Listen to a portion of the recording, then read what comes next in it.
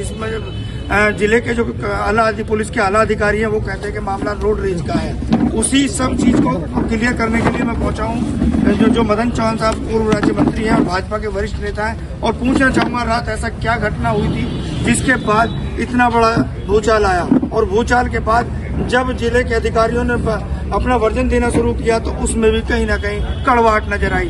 मंत्री जी, चैनल में आपका बहुत बहुत स्वागत है। आपका भी स्वागत है। मंत्री जी, रात ऐसा क्या हुआ था?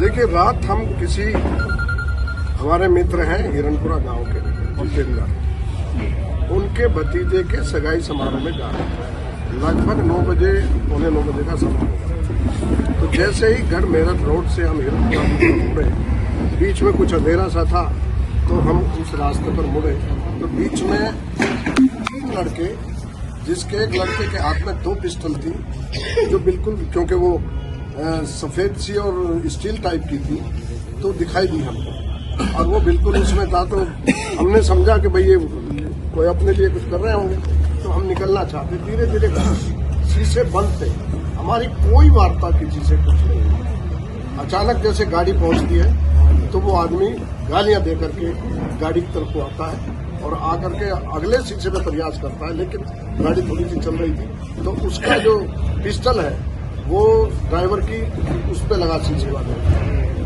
तो उसमें लगा। वो जैसे ही लगा तो हम सब लोगों को भी आवाज आई, हम तो बैठे थे चारों लोग। फिर उसने टाइगर जब दबाया तब वो आवाज आई, तो हमें लगा साले ये तो लग गई गोली, तो लेकिन वो मिस हो गई या क्या हुआ, क्या चैम्बर में नहीं थी या कुछ। ये तो ईश्वर की कृपा है, मेरे ऊपर ईश्वर की भी कृपा रही, मेरे अपने सब क्षेत्र के और दूर दूर तक साथियों की बहुत बड़ी कृपा रही है। और मेरी गाड़ी को सब जानते हैं, उस पर स्टिकर लगा है, उस पर झंडा लगा है और सब पहचानते हैं, बच्चा बच्चा जानता है। फिर ऐसी क्या बात थी कि जो वो हम पे फायर कर रहा था, इसका मतलब कोई ना कोई खास बात थी। गाड़ियां और भी आ जा रही हो, लेकिन हम पे उसे फायर करा। जैसे ही वो टाइगर दबा, तुरंत आवाज आई तो हमारे जो गनर साहब थे वो एकदम से खिड़की खोल के बाहर निकले और अपनी कार्बाइन संभालते हुए उन्होंने उसको ललकारा और कहा कि तुझे मैं लगवाता हूँ। इस तरह से बात की तो वो भाग खड़े हुए, जब इनकी वर्दी देखी और उनको भाग खड़े हुए तो वो गाड़ी के पिछले उसमें छुप गए एकदम से जा करके। तो बाहर से एक आगे बैठा था लड़का, वो कुछ बाहर को आया, कुछ वार्ताजी करने लगा, लेकिन तभी इन्होंने जितेंद्र को भी फोन कर दिया कि ये कौन है, कहाँ से, तो वो भाग गए। तो ये जगह तो ये रोड रेज। अच्छा, पुलिस ने एक बाइट जारी की है सुबह, तो मानव जिला उच्च अधिकारी तो उन्होंने उसमें रोड रेज बताया। देखिए, रोड रेज तो तब होता है जब हमारी बात ही नहीं हुई, साफ था रास्ता, जा रहे थे, धीरे धीरे चल रहे थे, लेकिन वो सामने खड़े हो गए तो हम कहाँ जाते, हमारी बात ही नहीं हुई उनसे, कौन थे हम जानते ही नहीं। तो रोड रेज तो जब होता, जब कोई झगड़ा होता, कोई बात होती, हम गाड़ी हटाने के लिए कहते। उनकी गाड़ी व्हाइट कलर की साइड में खड़ी थी, जिसका नंबर भी ट्रेस आउट हो गया था, कुछ बीच में क्या था, यूपी 148710 नंबर था, व्हाइट कलर की है। तो ये सब हमने बता दिया, उनके कैमरों में मौजूद होगा। आते हुए हमने तुरंत इंस्पेक्टर साहब को बता दिया, कहा कि तुम मौके पे आके देख लो जो स्थिति है। हम इसमें ये चाहते हैं, ये रोड रेज के मामले से नहीं दब पाएगा। रोड रेज बिल्कुल कहीं कोई दूर तक कोई मतलब नहीं है।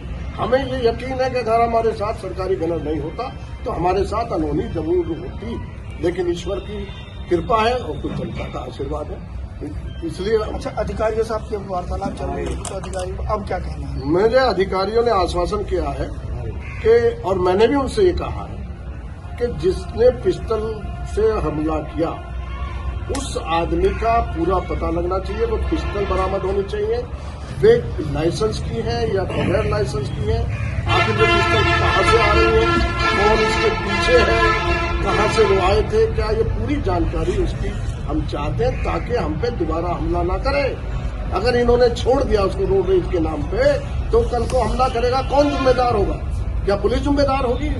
इसी के लिए अगर उसकी मरने के लिए ही छोड़ दिया जाए तो पुलिस जिम्मेदार होती है। तो इसलिए हमारी मांग है, ये जो सब लोग बैठे, इन सब लोगों का भी कहना है, जिसने ये गोली चलाई, जिसने ये पिस्टल से आक्रमण किया, उसका पूरी तरह पता लगना चाहिए, उसको दंड मिलना चाहिए, उसके खिलाफ कड़ी से कड़ी, उसके खिलाफ जो लोग थे इसमें कार्रवाई होनी चाहिए। ये दबाया नहीं जाना चाहिए, क्योंकि ये आम जनमानस और कानून जुड़ा है। हम जब तक नहीं छोड़ेंगे इसका पर्दाफाश, जब तक नहीं होगा, जब तक हम इसका पीछा नहीं छोड़ेंगे, चाहे हमें आईजी का भी घेराव करना पड़ेगा। ये बात हो रही थी पूर्व राज्य मंत्री मदन चौहान साहब से, देखो थोड़ा और कुछ और कहना चाह रहे हैं? मैं ये कहना चाह रहा हूँ कि उनके खिलाफ कार्रवाई भी हो और हमारी सुरक्षा का माकूल प्रबंध हो कि हम सुरक्षा में कमी समझ रहे हैं। हमारी या तो सुरक्षा बढ़ाएं या सुरक्षा का इंतजाम करें ताकि ऐसे असामाजिक तत्वों से जनता का भी भला हो, सरकार का भी अपना डायरेक्शन ठीक हो और हम लोगों की भी सुरक्षा हो। हम जनता के लोग हैं, हम रात दिन जाते हैं, कभी कभी हम 12 बजे भी किसी के दुख सुख में जाते हैं। आखिर वो काम तो जनप्रतिनिधि करता है ना, और हमें 30-35 साल से इस काम को करते हुए पूरी जनता क्या पूरे कई जिलों के लोग जानते हैं और मैं सबका आभारी हूँ कि वो हमें सहयोग भी देते हैं। इसलिए सब लोग आकर के आशीर्वाद और पूरी तरह हमारे साथ खड़े हैं। इसलिए मैं कहना चाहता हूँ इसका असली, क्योंकि ना मैं नकली हूँ और ना मैं नकली बातें चाहता हूँ। ये बात हो रही थी पूर्व राज्य मंत्री मदन चौहान साहब और भाजपा के वरिष्ठ नेता भी हैं अर्शद चौधरी हापुड़। अब ये आगे कट गया।